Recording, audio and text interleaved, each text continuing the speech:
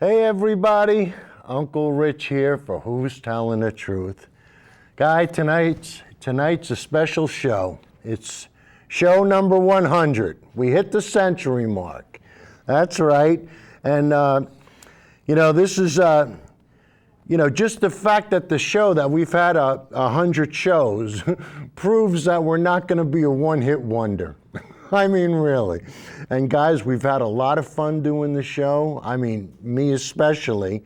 I mean, this is the way I vent my frustrations with Fox News. This is my weekly release.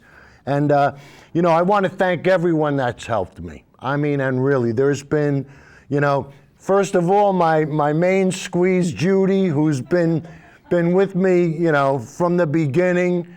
I tell you, she's been something. John is directing tonight.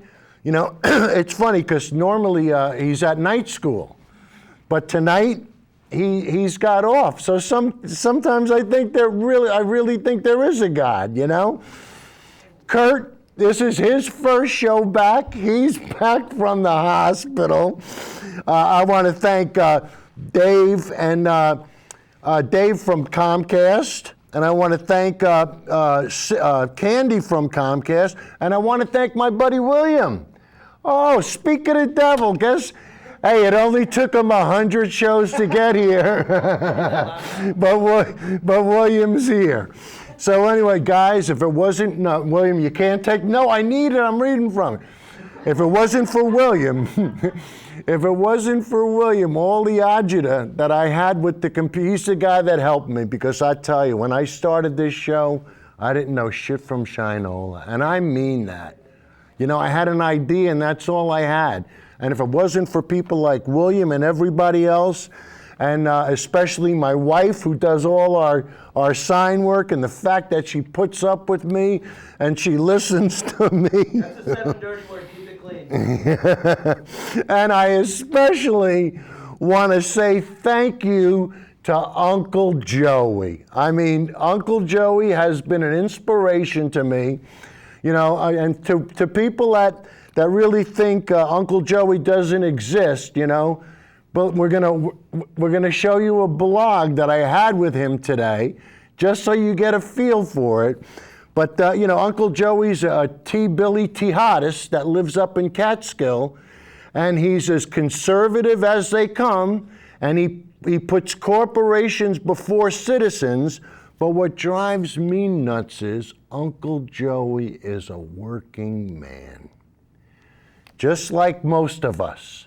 He's a working man that thinks profits come before people. And this is one of the problems. But guys, I wanted to call the show Success because of all the little successes we've had along the way. And tonight we want to show you some clues. I tell you, the one thing that changed my life around, especially with this show, and we're going to show you a clip, was Elon Musk. I mean, Elon Musk is a game changer. Lawrence Krauss is another one. I mean, these are the guys I listen to, and hopefully, as you're watching the show, you'll see more and more of the clips. And guys, everything is pretty simple. What pushed me in front of a TV camera is the Koch brothers. And, they're prepared to spend over $800 million on this next elections. So you've got the Republican Party, you've got the Democratic Party, and you've got the Koch brothers.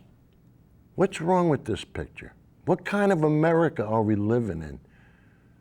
These guys want to buy the country. So anyway, like I said, and success comes in little steps, baby steps. And guys, I want to tell you, our conservative radio station in Danbury, WLAD, has accepted me as a friend on Facebook. And I've already put a couple of shows on, and guys, they thank me. They actually thank me. And today I was listening to WLAD, in the morning.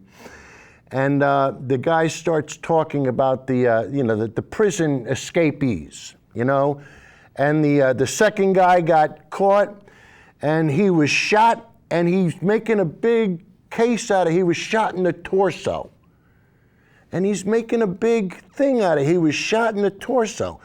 And he starts coming up with this idea that, well, you know, these politically correct people, they had to use that he got shot in the torso because, you know, the liberals, the liberals would say, well, why didn't they tase him? Why did they have to shoot him? So you see, they want to be politically correct, and they want to cause all these problems. And I picked up the phone and I called him up and I said, you got to be kidding me. You got to be kidding me. You're drumming up this whole idea, and you're trying to inflame your audience instead of inform them. And that's why we're here. And you know, when I asked a bunch of people, I said, you know, what do you think was some of the success moments of the show? And a lot of people said, you know, it's the fact that we're asking questions now. And guys, that's one of the most important things. When somebody tells you something, the most important thing you want, where are you getting your facts from? Be specific and name your source. It's that simple. You stop them dead in their tracks. But guys, getting back to Uncle Joey, I said to Uncle Joey, I said, Joe, and John, can you bring up the first still? Just so that we get this number 00 up there. There we go. Guys, I'm going to read it, and then because, you know, I sent a message to Joe, and you could see Uncle Joe uses the name John Wayne. I mean, he can't even be honest with who he is. But anyway, I sent him this is on Facebook, and I said, Joe, this is show 100 I'm planning on doing. I'm planning on doing a best of who's telling the truth. What you say, and guys, I should proofread it, but what do you say you learned about the show? And then I didn't hear from him, so I sent him another one, and you'll notice the way I spelled people, P-E-P-L-E. The people are going to want to hear your words of wisdom. Should I tell the folks you don't have any? And John, you can come back and forth to me as we're doing this. But should I tell them you don't have any? And John wrote back, the only thing I have learned from the show is that you and your audience of 6 have no clue what reality is. Oops. 7, I throw away an hour a week also. And I responded, I'm going to quote you and hold up a global warming chart. Then even the simple folk can see that you're brainwashed. So Joe, here it is. You claim that you learned from the show and that, you know, the words of wisdom, and I claim that you're brainwashed. And then you said, you may as well hold up a chart showing the frequency of unicorn farts causing the rapid loss of fairy dust in the land of Oz. So guys, Uncle Joey thinks that a chart like this, and if we can we see that good? This chart, you'll notice that the concentration of CO2 has, we'll go up, okay. Judy, can you zoom in? You see the concentration of CO2 300 years ago. Look where it is, that's the highest point. And then look all the way over to the other side. Look where we are now, guys. Man, this is hard doing this with this. You're doing it. But you could see where the CO2 level is now. So, Joe, this is a chart that the normal people look at. Not a chart that the simple folk look at. And this is what, so John, let's go to the next still. And so Joe writes back, okay, you may as well hold up a chart showing the frequency of unicorn farts causing the rapid loss of fairy dust in the land of Oz. Joe, I'm going to read your comments on the air so normal people can see how you simple folks have been brainwashed. Thank you. I bet you, and Joe wrote back to me, I bet you don't quote me on the show with my last comment. Joe, why wouldn't I? I mean, come on. I mean, I'd be foolish not to. But, now let me read on. This is my response. Joe, I love quoting you. And I can use your comments on the show because you kept it clean. Thank you. So you've been brainwashed to believe that NASA, NOAA, and the National Academy of Sciences are dealing with unicorn farts and fairy dusts. Are you serious?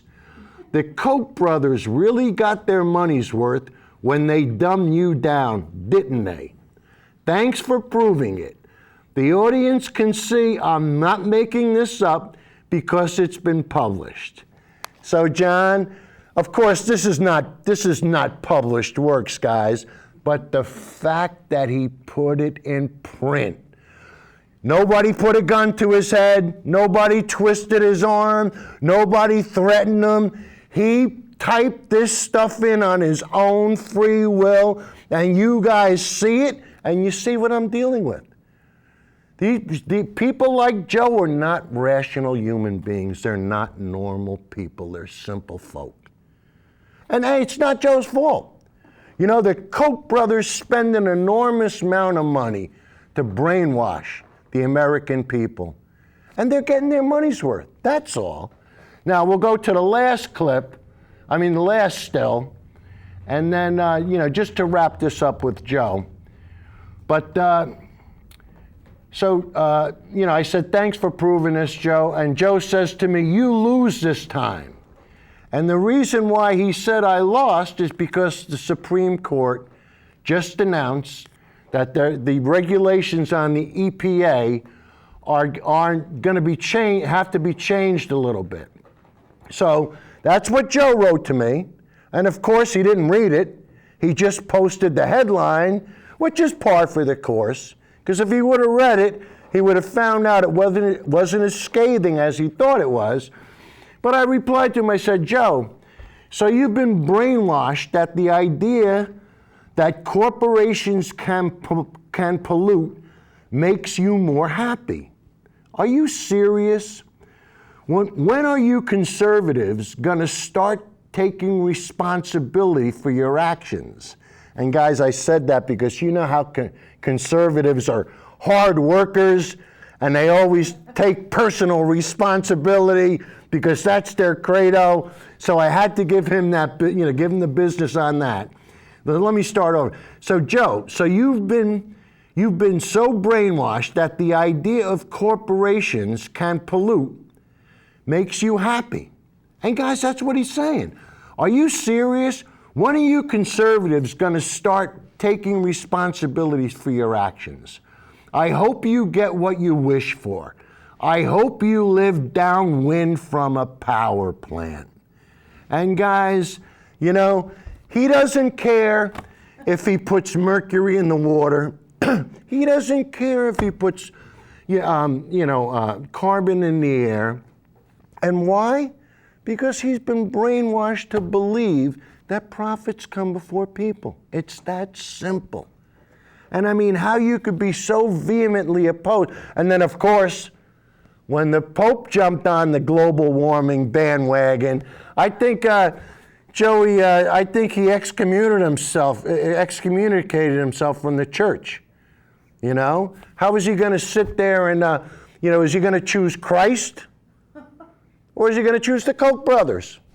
Which is it going to be, Joe? The last show we did was called A Conundrum. Because what are you guys going to do now?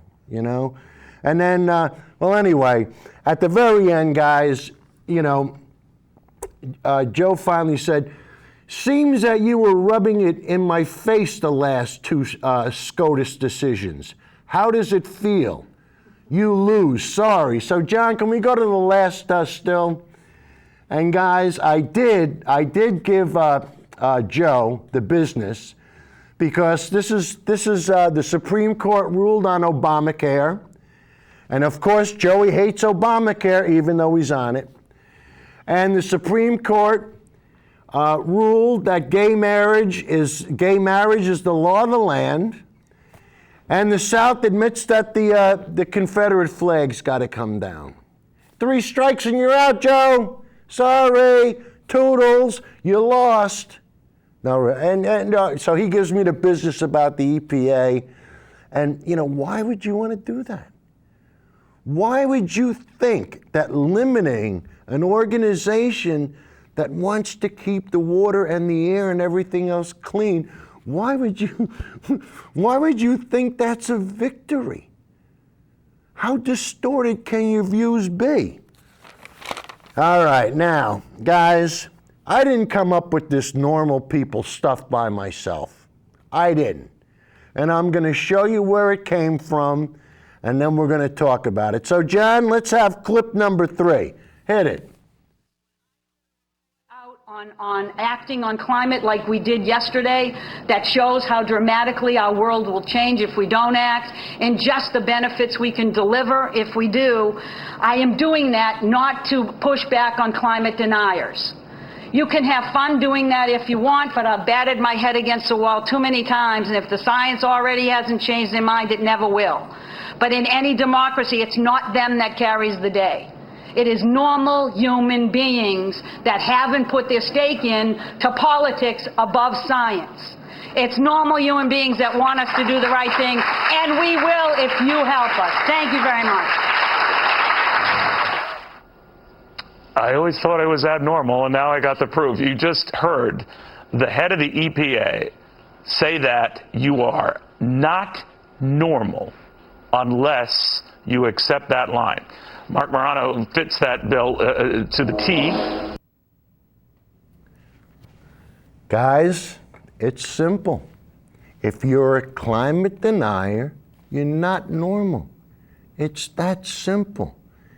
The elevator ain't going to the top. When you refuse to accept what NASA and NOAA and the National Academy of Science has concluded, you're a loser. It's that simple. Stop swimming upstream. Stop running against the wind. Now, if there's one thing I love to do, it's give Fox News the old bada bing. So now we're going to play the whole clip. And guys, you're going to see Mark Morano is on here, and he's the godfather of climate denial.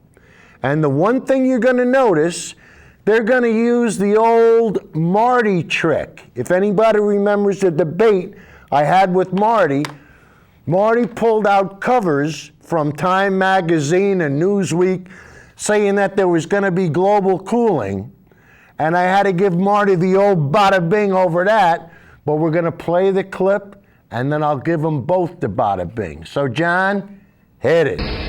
When I put a report out on acting on climate like we did yesterday, that shows how dramatically our world will change if we don't act, and just the benefits we can deliver if we do, I am doing that not to push back on climate deniers.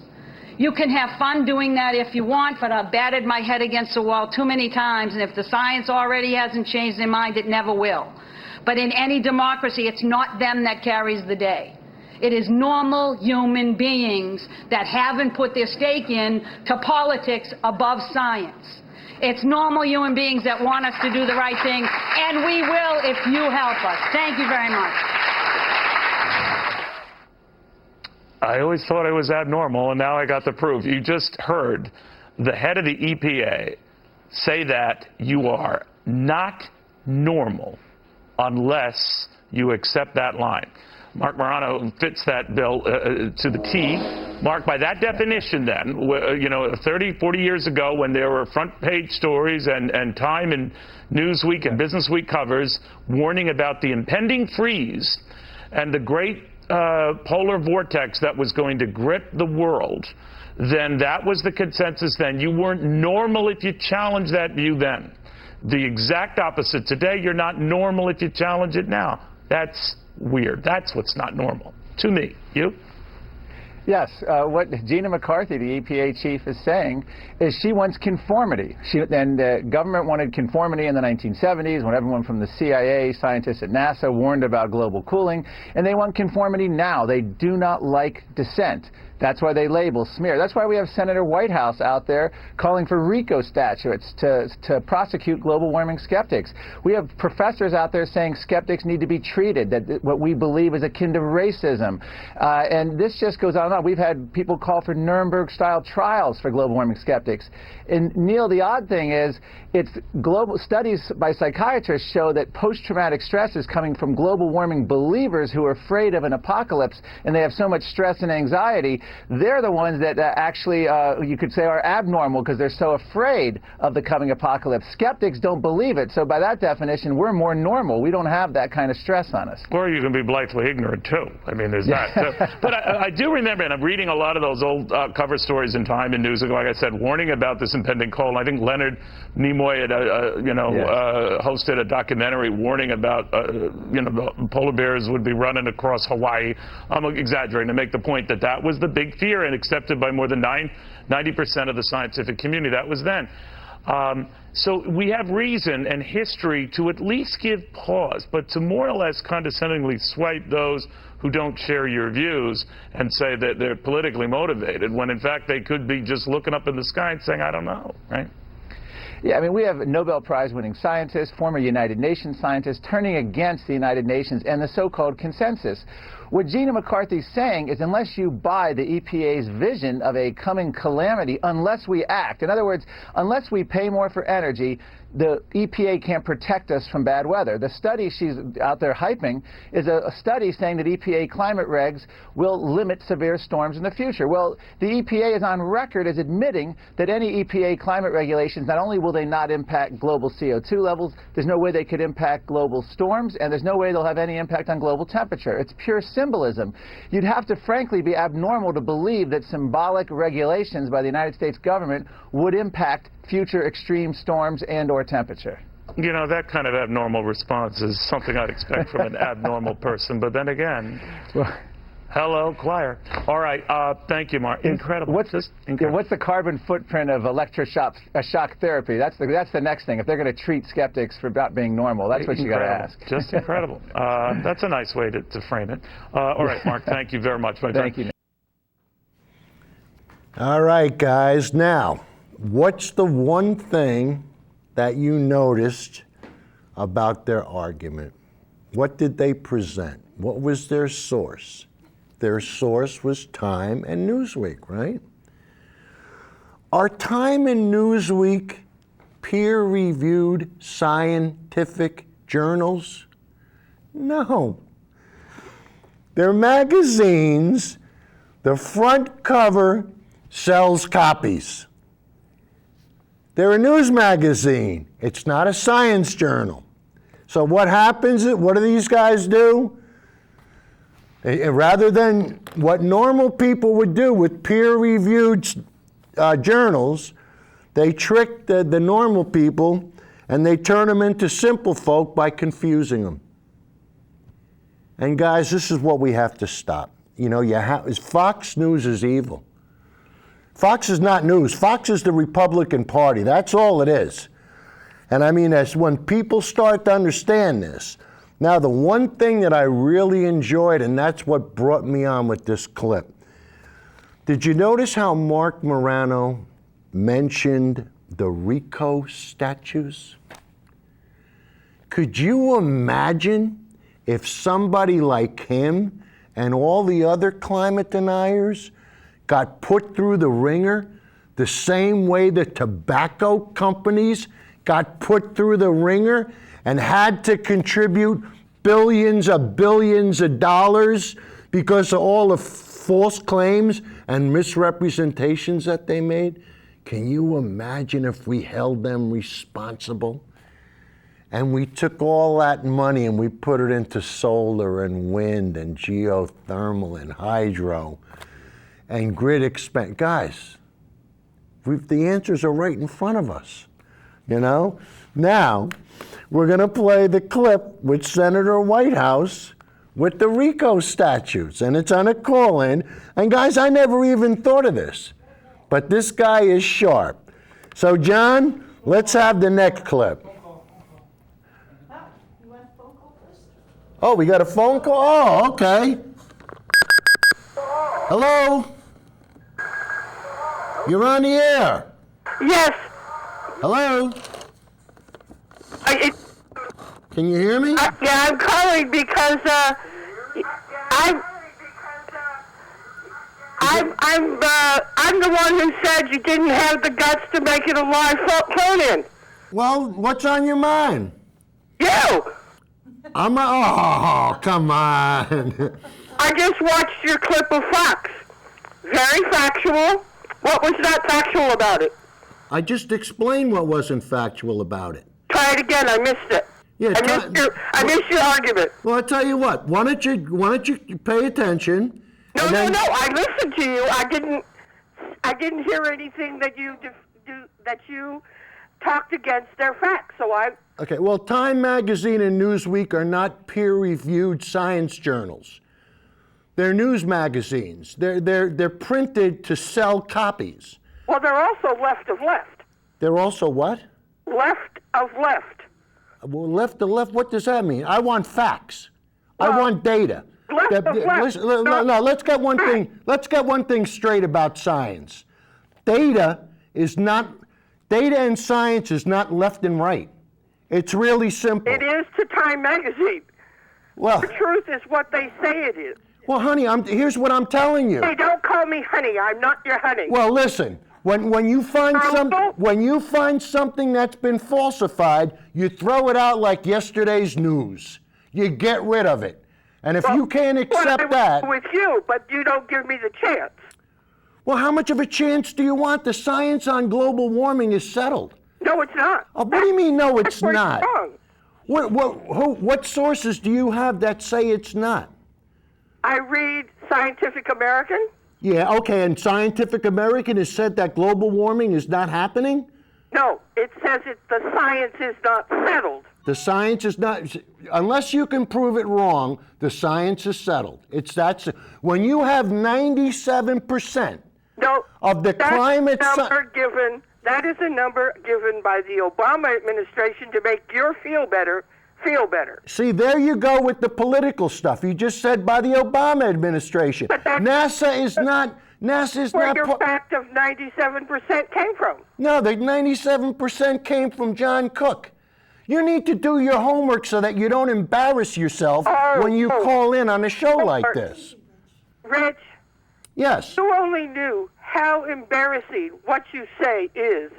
You probably would think twice before you said it. Honey, the truth doesn't get embarrassed. I am not a honey, so watch your language. Well, I'm trying to be nice to you. No, that's not nice. That's sarcastic and mean. Should I call you sweetheart? No. Well, what do you want me to call you? A dumb I'm cluck? finding a- I mean, what do you want me to call you? Try finding a word that's polite. All right, well, you tell me what you want me to call you. No, I want you to find a word that's polite. Use your fact. Use some of your facts. Use some of my Word. facts? No, find me a word from your book of facts that is polite. Why don't I call you ma'am? How's that sound? That ma'am would be fine. Ma'am would be fine. Okay, now let me try to do something for you. Oh, you can't do anything for me, but I'm having fun at this. Okay, yeah, well, you're having fun. Well, here's the thing. You know, when every National Academy of Science in all 80 countries that have one all agree that global warming is real and happening, guess what? It's time to stop swimming upstream. They don't. You are selectively reading what they put out. That's your problem. When you only read half of the page, you only get half of the facts. What facts do you have? Where are you getting your facts from? Fox News? You're getting the other side of the story that doesn't exist? Is that where you're getting your facts from? You know what? You answer a question with a question, which is not. I asked you where you're getting your facts from. But I said to you, most of it comes from reading Scientific American and other related journals. Okay, if you've read Scientific American, and if you've read other science journals, then you're going to be in complete agreement with what they've concluded. Now, if you're not, that's fine. If you want to stand with the 3% of the climate scientists that don't agree it's happening, that's fine. But when If you your quote political number party of- tells you that's what you have to do, that's Hold on. fine. You're 97%. You can't find where. I would like you to put out a list. When you can publish a list of everybody and show that 97% of your list says what you say, then you'll be talking facts. Listen to the man. The 97% comes from the peer-reviewed journals that have been published. We're not taking things that Okay, Fox said off please the... This is stuff that has been peer-reviewed printed. Journals. What's that? Please list the peer. There's over 10,000 different articles that have been published. Yeah, we gotta stop this now. I mean, if you want to sit in la la land and go with the 3% that are deniers, knock yourself out. Rich, this has been pleasant, but the problem is you've talked yourself into a corner and you don't know how to get out. Have a good evening. Toodles. I don't know. Deep breath. Sometimes, guys, sometimes. I mean, is that living proof that she's not one of the normal people? Stop. Well, what do you want me to stop? No, Judy, I'm not going to stop. Go on to the next clip. No, I'm not going to stop because, no, this is important. And when people act ridiculously, they deserve to be ridiculed. And I'm sorry, but if you can't accept the science, then you know what? Maybe you should go live on a different planet. All right, now, the next clip we're going to play is on the RICO statutes and what Senator Whitehouse wants to do so that people don't become simple folk and not understand the science. So, John, hit it. Good discussion, both of you. We're going to get to our next question, which is from Tim on Google+, who would like to know your thoughts on why so many I'm people not giving do not up. believe I'm not going to let her scientists get on away with climate it. change. Senator Whitehouse, I know this is something that you've said a lot about, so we'd love to hear your thoughts. Well, you go all the way back to the tobacco fight, and the tobacco industry created a kind of false parallel science to go alongside the real science and try to compete with it. They had the advantage that they didn't have to win the fight. All they had to do was create enough doubt that people kept smoking. And so they created the Tobacco Institute, supposed to sound so academic. Well, the polluters have gotten a lot more sophisticated since then.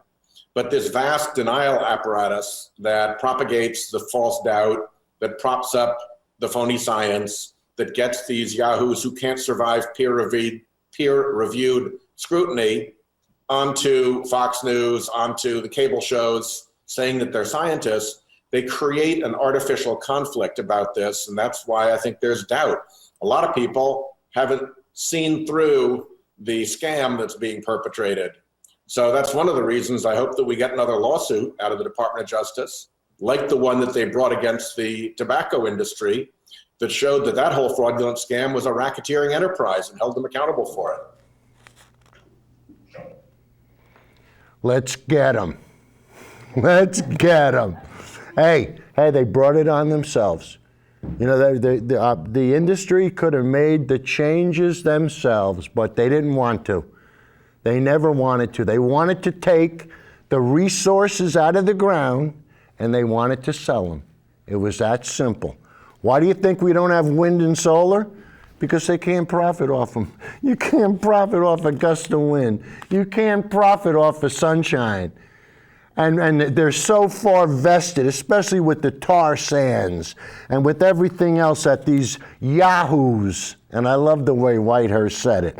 Now, guys, the one thing we always talk about when it comes to climate change and global warming is, how do you prove it? Well, you prove it by measuring. It's that simple. And guys, a lot of times, you're going to take an atmospheric model, like an atmospheric model that we have here, okay? And there's so many variables, it can be cherry-picked and destroyed. But what's one thing that you can't cherry-pick and destroy? The oceans. the oceans, that's right. So now we're going to show you, and this is on the floor of the Senate. I forget what hearing it is, but you're going to listen to Senator Whitehouse and how we measure, we don't model. So John, hit it. And I'd close by noting one other thing, which is that the discussion in this panel from the Republican side has largely been about the atmospheric issues and has largely been about the modeling of atmospheric issues, and particularly looking at tropospheric atmospheric data. And the focus of the hearing, I had hoped, was to be on oceans, because once you get into the oceans, a lot of the modeling issues go away. We actually measure ocean acidification, we actually measure ocean temperatures, we actually measure sea level rise, and if all of the focus is on areas of technical dispute and we're blind to what is visibly and measurably happening all around us, I think we're going to miss the most important signal. So let me pay a particular thank you to the oceans experts who came in today, and if the other side wants to bring oceans witnesses at some point, I'd be delighted to continue this discussion. But we're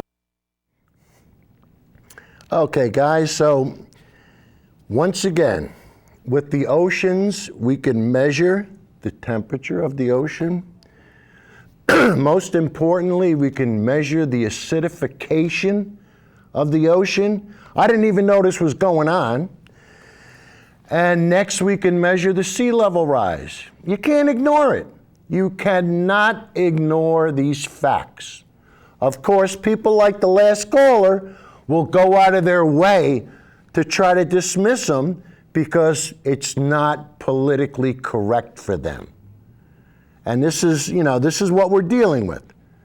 They're not normal people, simple folk.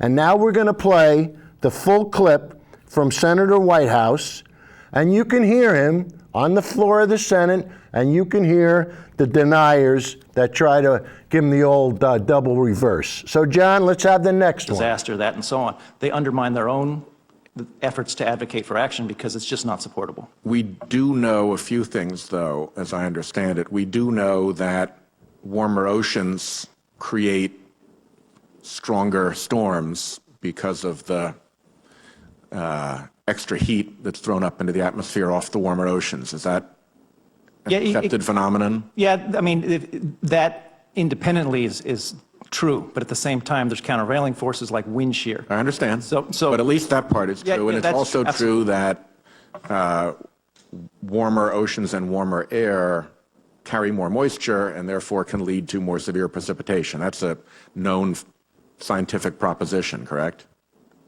Yeah, that's absolutely true. So when you start to put some of those things together, you can start to draw reasonable conclusions that if the Gulf of Mexico is considerably warmer and it's on the hurricane track, you might want to be careful.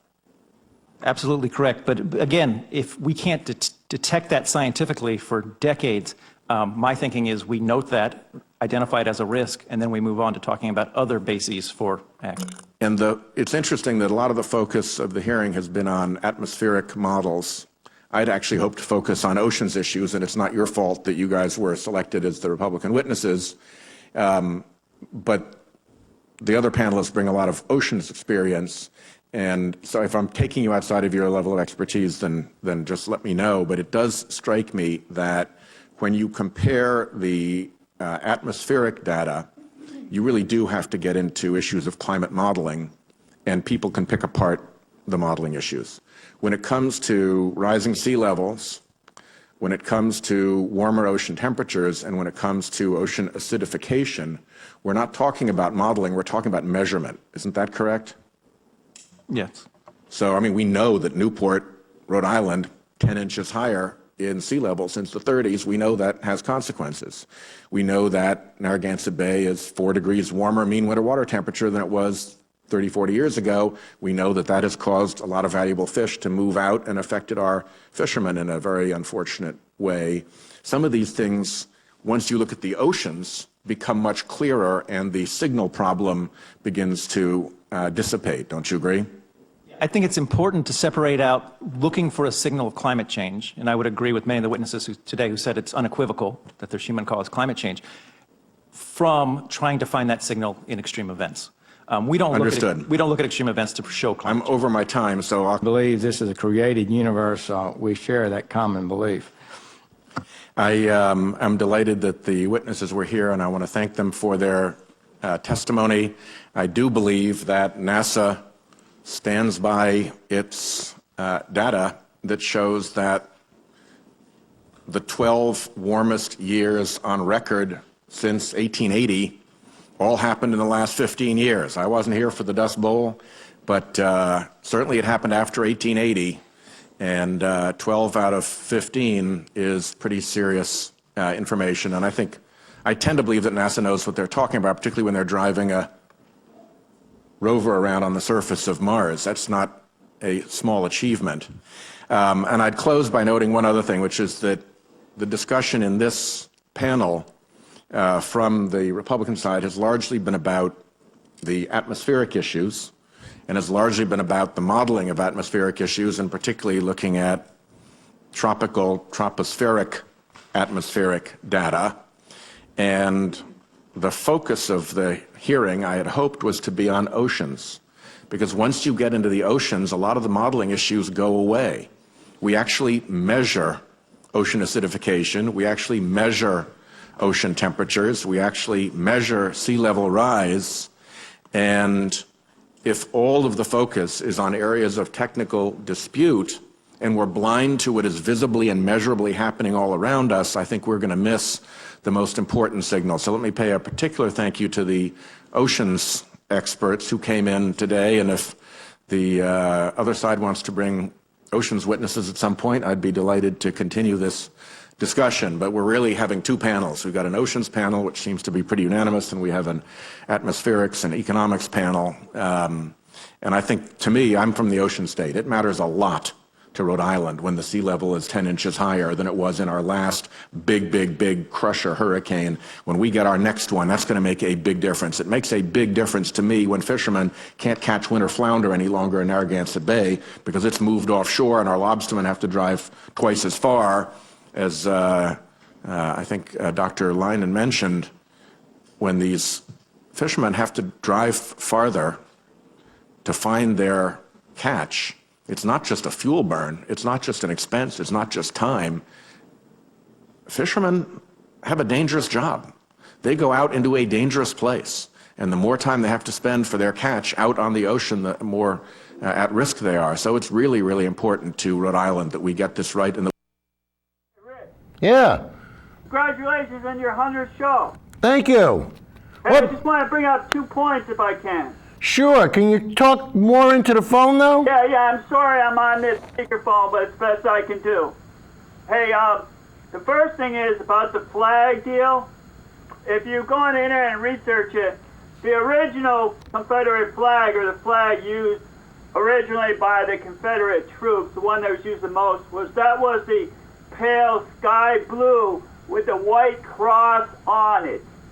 And personally, I don't think the flag had anything to do with that. Young man did. I mean, he just got some crazy ideas, and I think it was taught to him maybe at an earlier age. But that's my personal opinion. The second thing, on the Elon Musk deal for SpaceX, the third error in a row. That Falcon 9 rocket is old technology, Rich.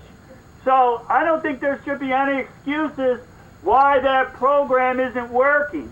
And I think right now is that probably Congress and NASA is going to probably talk to him and say, why shouldn't we take that contract away from you? Because he's in charge of resupplying the International Space Stations. I know he's a hero of yours, but, Rich, I don't think there's any excuses for those errors at this point in time. Okay, yeah, well, about the Confederate flag, I really don't want to go there, but as far as Elon Musk is concerned, when you think about what he's done, and when you blast stuff up into space, things happen. Stuff happens. Yeah, and that's very old technology. That's why they went to the solid rocket system, because and that's called the Falcon 9, what Elon Musk does. But, you know, that again, it's very old technology, Rich. It's not like the shuttle. And I think he's in hot water, very much so, with the Congress. Well, okay, again, thank you very much. Again, congratulations on Thank you. the show. Thank you. Okay. There's only 2 minutes left? 10 minutes left. Oh, brother. All right. Okay. I hope you guys were able to hear that. Now, what we're going to do is, guys, I've been telling you that I took the denialism college course. And I completed it. And, you know, I'm not the valedictorian, but I did very well. And the next clip we're going to show you is from Denialism 101. And the course is still online, guys. You know, I mean, you missed the deadlines, but you know what? There's no learning when it comes to, there's no deadlines when it comes to learning. So, you know, you can go on there and you can sign up and you can just take it. Go on where? But you would have to go on the website, which is Denialism 101. Good question, Judy. All right, so the next clip we're going to show you is from Denialism, and it's with Sir David Attenborough. He was like the Omaha of Wild Kingdom before it was Omaha's Wild Kingdom. This guy goes way back. So, John, hit it.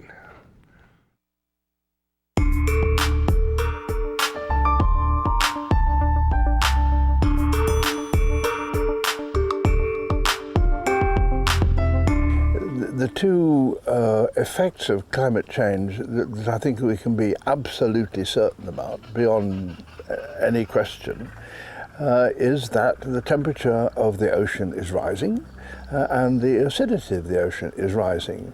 And work that's been done here in Heron Island and elsewhere makes it absolutely clear as to what the effect of those two factors will be upon coral growth. So I still remember in the early 80s, for example, when the lab that I was in at UCLA in California, Los Angeles, the first bleach samples coming out of the Caribbean and being sent to my professor, and people going, we don't know why this has happened, but large amounts of coral have gone white. We're calling it bleaching. I've worked on every major coral reef region in the world now, with very few exceptions, and that's a lot. That's 66 expeditions, that's 6,000 hours of scuba diving, and on working on corals, not playing. And I've come back to the same place sometimes 20 years later, and I've seen this drastic deterioration in coral reefs. As we've pumped more CO2 into the atmosphere from the burning of fossil fuels, about 30% of it has actually been absorbed by the ocean. Now, in one sense, that's been quite good because we've had less greenhouse gases, so less of a warming effect. But that CO2 going to the ocean, it's had its own chemical impact on the ocean. It wasn't until the early 1980s that I really got alarmed about what was happening to coral reefs, and then I realized it was happening to oceans everywhere.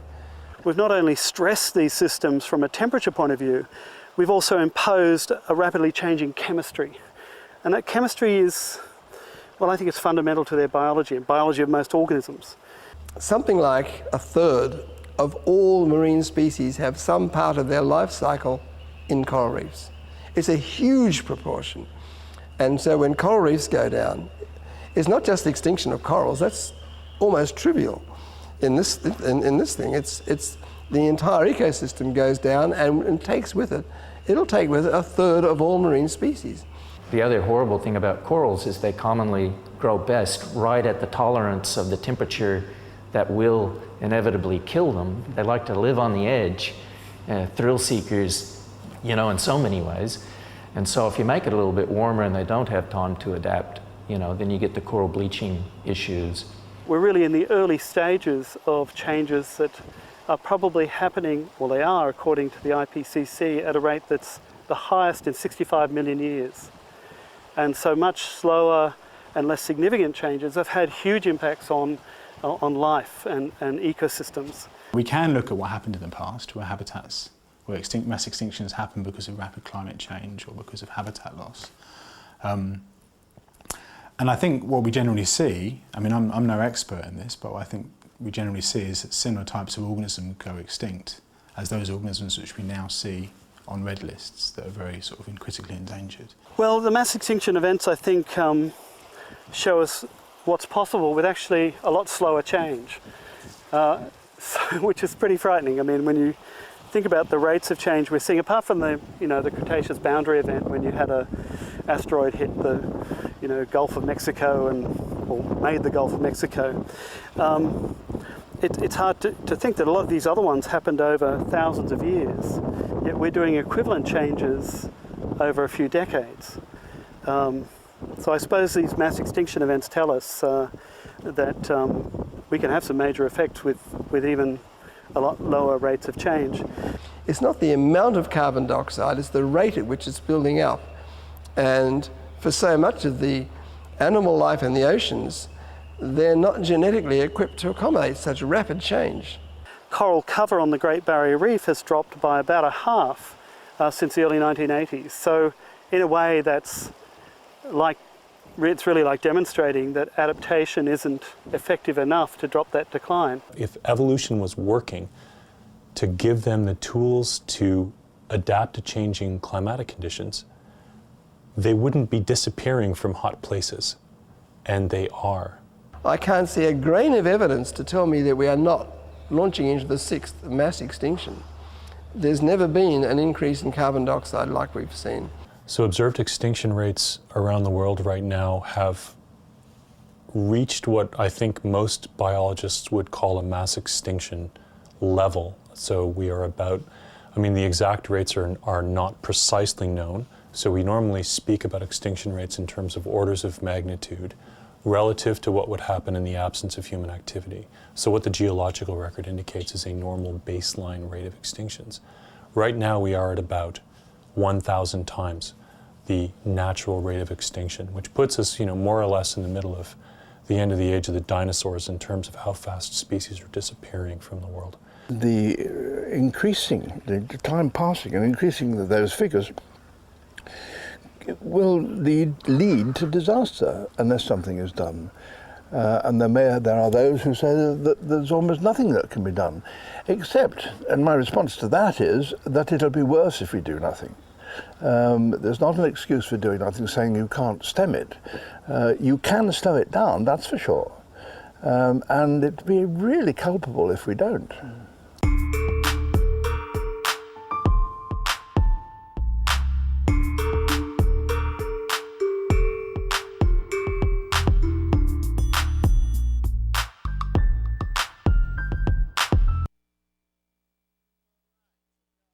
Like I said, that was from my course. And the next clip we're going to play, I think these guys got something planned for me over here. Happy 100. Yeah, we're going to party. We got pizza, we got donuts, we got coffee. We know how to rock and roll. Yay! All right, but the last clip we're going to play, guys, it's a clip from the from the Woods Hole Institute of Oceanography, and it's how acidification is going to affect New England. Let me get this call. Is there a call? Hello? No call. All right, so John, could you hit us with the next clip? Ocean acidification is a progressive ongoing process that's happening because of the atmospheric carbon dioxide levels that we're causing today. As we release carbon dioxide into the atmosphere, some of that carbon dioxide, about a quarter of it, is making it into the ocean. And when it reaches the ocean, carbon dioxide forms an acid with water. And this acid tends to lower pH. Today's ocean pH levels are about 0.1 or 0.2 pH units lower than they have been since the pre-industrial age. But before the Industrial Revolution, ocean life had not seen a significant change in pH for 800,000 years or more. So marine life has been very accustomed to conditions being very consistent. And what we're doing is we're changing the game significantly over just 200 years. The entire U.S. commercial fishery is about a $4 billion business. Shellfish and vulnerable species account for probably 20 to 25% of that. In the United States, and specifically in New England, we're looking at ocean acidification as a potential factor for changing the way that people live. As we increase carbon dioxide levels in seawater, organisms will have a harder time maintaining their life functions. Many shellfish have a very hard time creating their hard shells. That's a very important thing. They have to grow with a shell. They can't just be shell-free, otherwise they wouldn't be able to be themselves. And when they can't grow the shell or have a hard time, they're going to spend more and more energy for that. And that's going to leave them with less energy for things like reproduction, which really speaks to the health of the population.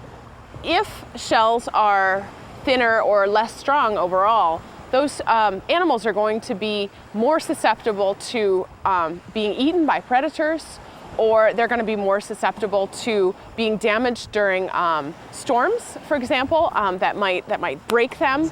And we're not dependent on shellfish for our primary source of protein, but it provides a great stream of income for regional communities in the New England area. For example, New Bedford is the #1 port in the nation based on its sea scallop harvests, which is the highest value single species fishery in the nation.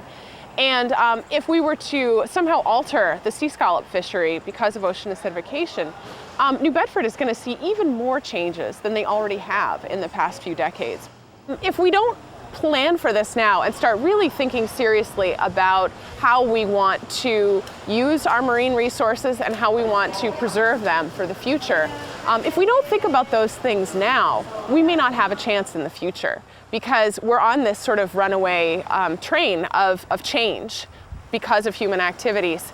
And I think what we need to do is figure out how we can make the most of what we have and plan for the future, allow other generations to also enjoy the things that we have enjoyed. All right, so anyway, guys, I wanted to show how, we can prove with the oceans what's going on. And, if I was a little rough with the lady that called in, too bad. I'm sorry. No, I'm not backing off. No, because it's time that the BS stopped. We're not going to let you get away with it anymore. I mean, it's, global warming is as bad as cancer. And if you had cancer, we'd do something to make sure we helped you out. Well, we need to do something for the planet. We have no planet B. This is it, guys. And I tell you, if I'm a little rough, get used to it. All right, listen. Next week, we'll have more fun. And we're going to start dealing with normal people and not simple folk. It's that simple. So, Judy, how much time do we got? Say good night. Say good night. Say good